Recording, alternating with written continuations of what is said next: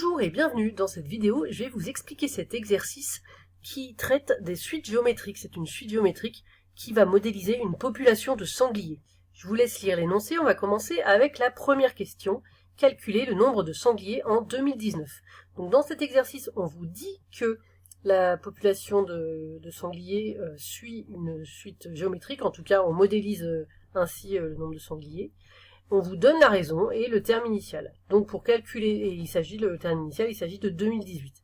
Donc pour calculer l'année d'après, eh bien puisqu'une suite géométrique on multiplie, là on va multiplier tout simplement 250 par 1,2 pour trouver la valeur de l'année 2019.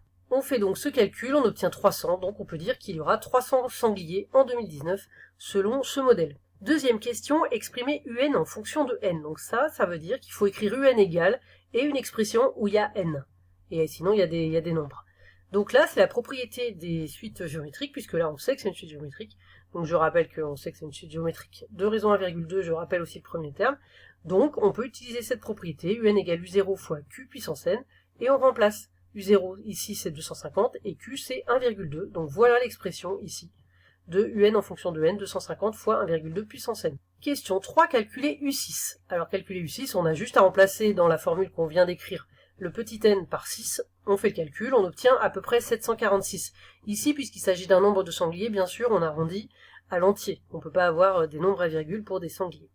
Donc on obtient 746, et dans la question, il y a aussi interpréter ce nombre. Eh bien, ce nombre, dans l'exercice, c'est le nombre de sangliers qu'il y aura. L'année 6, puisqu'on part de 2018, c'est l'année 0, donc il faut faire 2018 plus 6, c'est 2024. Donc il y aura 746 sangliers en 2024 selon ce modèle. Et enfin, dernière question, donc finalement là on est en 2022, l'agriculteur a compté 460 sangliers. Est-ce que sa modélisation par la suite géométrique UN était une bonne modélisation? C'est ça la question.